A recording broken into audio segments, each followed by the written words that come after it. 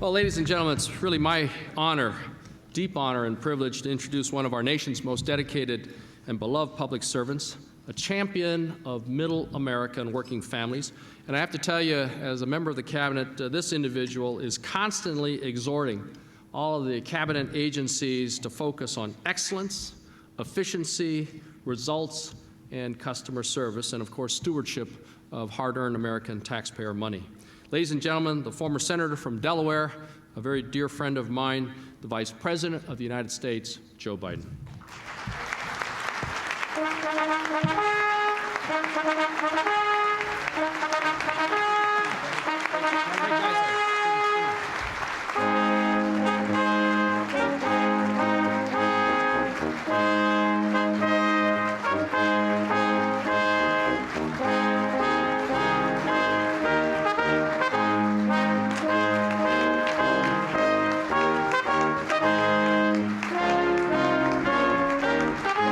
Hello, folks. How are you? Please, thank you. Thank you, Mr. Secretary. I often ask him what was harder, being Secretary or Governor. He's done both so well, I don't think he's made up his mind which it is. They're like water over a duck's back for him, doing both jobs. And I thank you for your friendship, and thank you for your leadership, Mr. Secretary. You know, that old joke, remember when the debate was going on, and Lloyd Benson said, "I knew John Kennedy, and you know John Kennedy." Well, I knew Mac Baldrige, and I'm no Mac Baldrige. But he began his tenure as President Reagan's Secretary of Commerce. I know you all know that. America at the time was facing an incredibly difficult recovery after several years of economic stagnation. And the middle class was on the ropes. Our automotive industry was in serious turmoil, and we were much too dependent on unfriendly regimes for our energy. And new competitors abroad were outpacing us in both growth and quality in some areas. Sound familiar? Well, these challenges sound like they were ripped from the headlines of the darkest days, the 2008 recession. Well, back in 1981, when I was a senator, being a cowboy, Mac knew what he had to do to get America back in front of the herd here. We had to pick ourselves up, dust ourselves off, and get back up on that horse, to use overused metaphor. As Commerce Secretary for the Reagan administration, he was the administration's most forceful, and I remember clearly, most forceful advocate for a recovery built on innovation, a recovery built on innovation. He didn't think we could rebuild the country, begin to rebuild the country on the ashes of the failures of the previous 40 or 50 years, and some industries had begun to outlive their usefulness. Things were changing, and he thought innovation was the only way forward. On new ideas for new industries, better practices for a better America. And along the way, he butted heads with a lot of people. People think because he was a Republican Secretary of Commerce under the Reagan administration, he only butted heads with unions. He butted heads with corporations, and he butted heads with other members of the Reagan cabinet. But he never ever gave in. He always fought hard for what he believed, his core belief. And his core belief was there wasn't anything we couldn't do. And his core belief was that innovation was the way forward. His untimely death in '87 couldn't slow the momentum that he had already built. It was my honor. It was my honor as a senator to vote in favor of the Baldrige Act because it's clear to me we needed to recognize folks like the companies here today as urgently as we needed to do it 2 decades ago. Today, 20 years after the passage of the Baldrige Act, we find ourselves again in the grip of an economic anxiety. Never before has it been more important for America to make this change in its mindset, to become much more competitive again, to rebuild, to retool, to revitalize our economy, to build a platform today for an economy of tomorrow. It's going to be a different economy tomorrow. There's a lot in common with Mac's day, but there's also a different landscape out there today than there was in 1981, a landscape in which we have to compete. Old competitors are resurgent again. New ones have emerged in places we never could have imagined back in 1987 when the act was passed.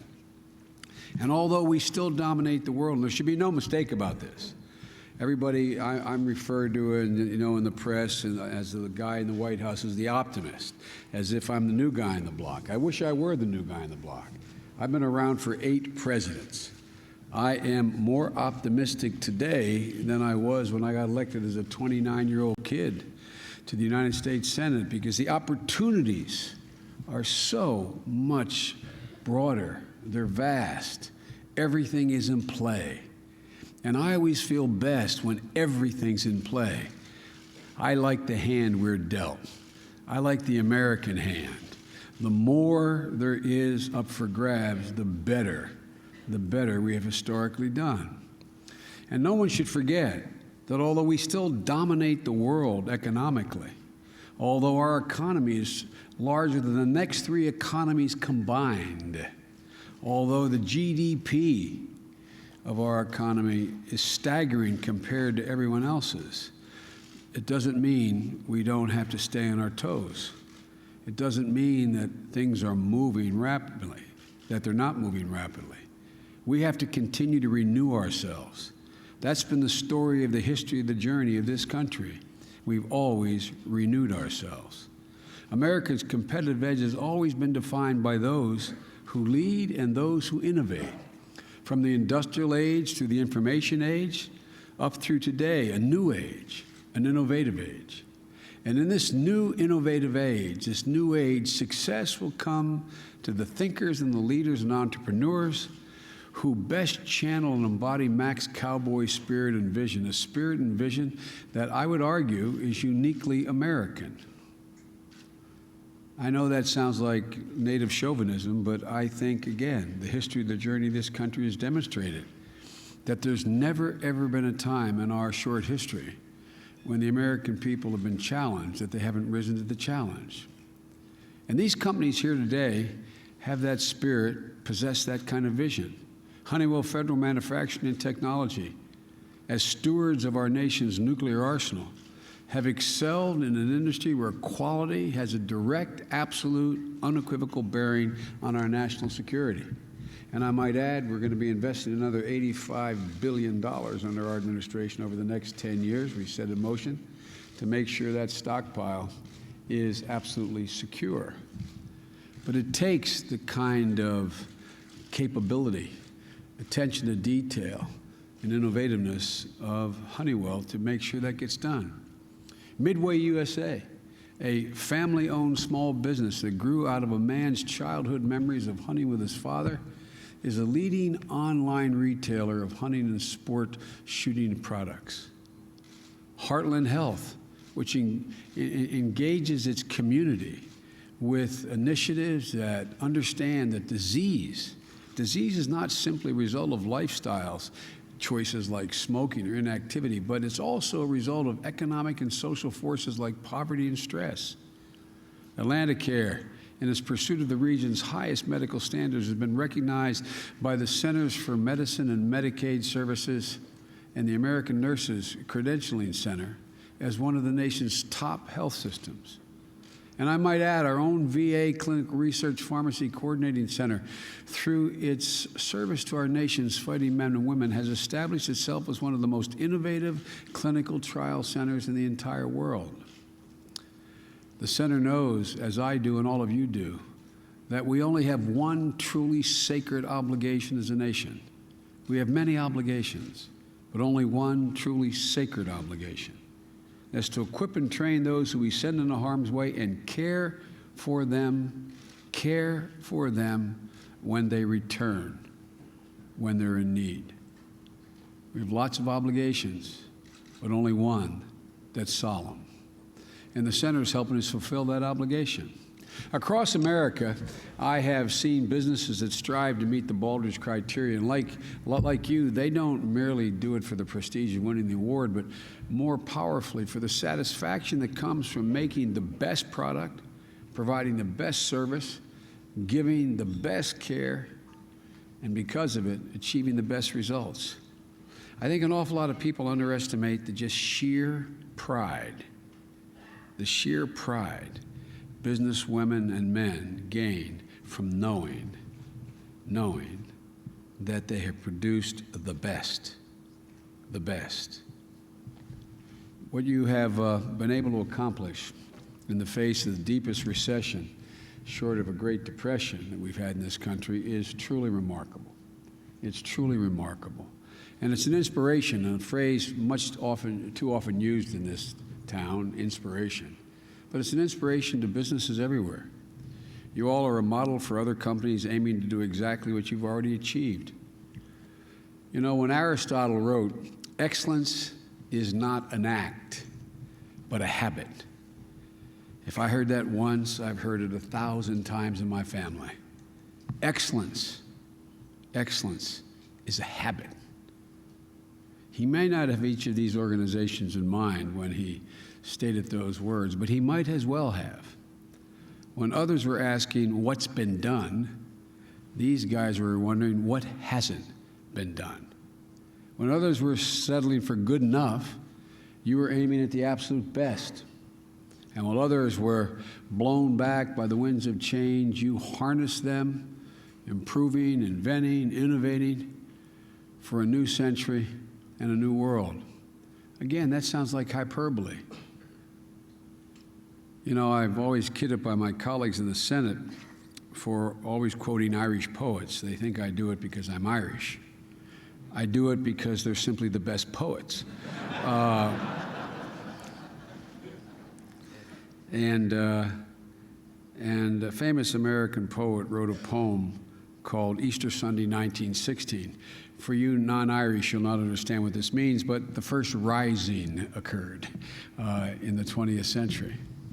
And William Butler Yeats wrote a line that applies more to describe America and the world today than it did his Ireland in 1960. He said, "All's changed utterly. A terrible beauty has been born." All has changed utterly in the last 20 years in this world.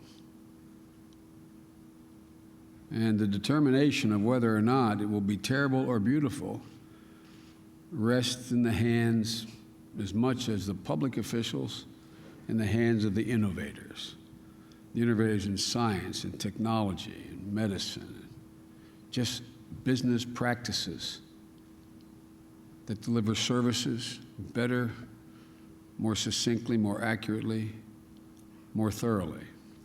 And that, my friends, comes down to habit, to an attitude. It's not simply one act. That simply is excellence. By re-examining your past and present, you guys have helped America begin to reclaim its future. So I want to thank you all for something more than your work. I want to thank all of you, and I mean this sincerely, for your example. Your example.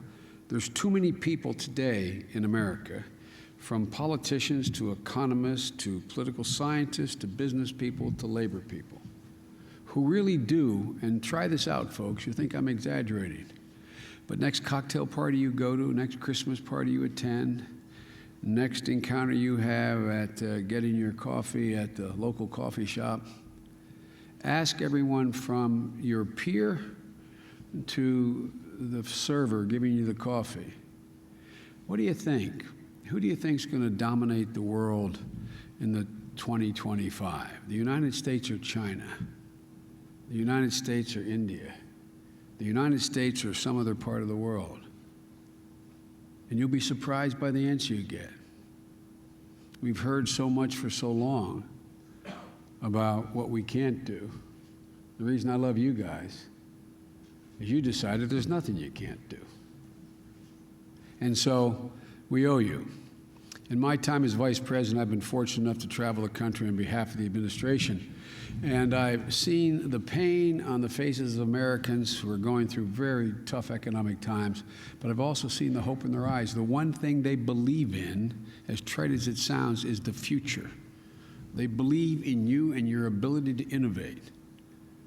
I've felt, as you have, the ache of all that have for a new and better economy.